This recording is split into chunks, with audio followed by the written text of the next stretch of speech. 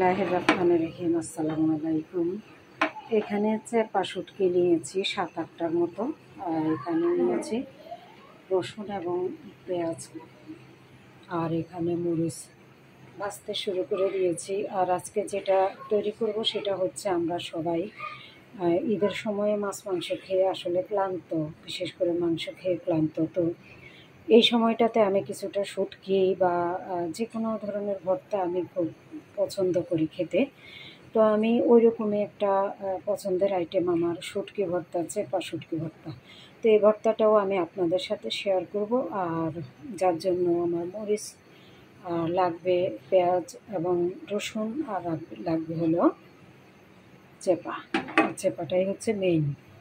তো আমি চেপা শুটকিটা আমি তেলের মধ্যে দিয়ে দিয়েছি, আর খুব ভালোভাবে ভেজে নেব চেপা শুটকিটা। আর সাথে দিয়ে দেব যে আমি পেঁয়াজ এবং রসুন কেটে রেখেছি, ওইটাও ভেজে নেব।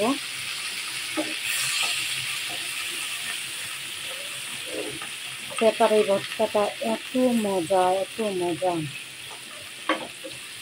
বিশেষ করে যারা মাংস খেতে খেতে যারা ক্লান্ত হয়ে যাচ্ছেন তাদের জন্য এই রেসিপিটা আমি মনে করি একদম জমে যাবে। আমি চেপাটা এইভাবেই ভেজে নেব, সাথে পেঁয়াজ এবং রসুন ভেজে নিচ্ছি। আর এটা একটু লালচে করে ভেজে নিতে হবে, তাহলে রসুনের ঘ্রাণটা খুব ভালো আসবে আর খেতেও খুব মজা লাগবে।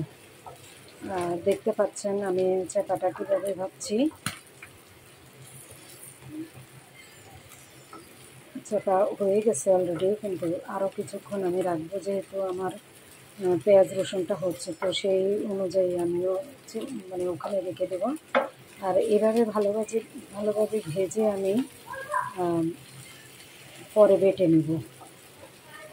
এখানে আমি কোনো কাঁচা পেঁয়াজ দেবো না, ভাজা পেঁয়াজে আমার যথেষ্ট হবে।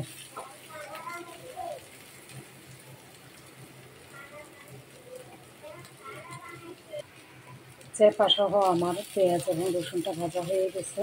আর এখন আমি ঠান্ডা হতে দেব, তারপর আমি ভর্তাটা তৈরি করব।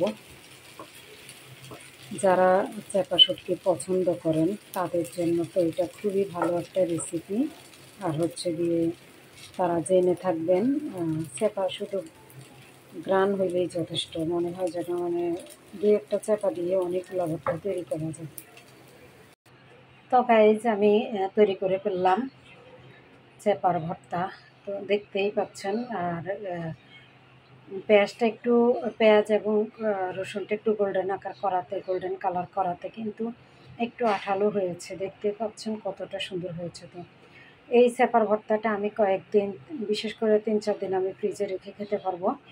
আর এটা একটু একটু করে ভাতের সাথে মিশিয়ে খেতে খুবই মজা লাগবে, যার জন্য আমি একটু বেশি করে করেছি, একটু রেখে দিব বলে।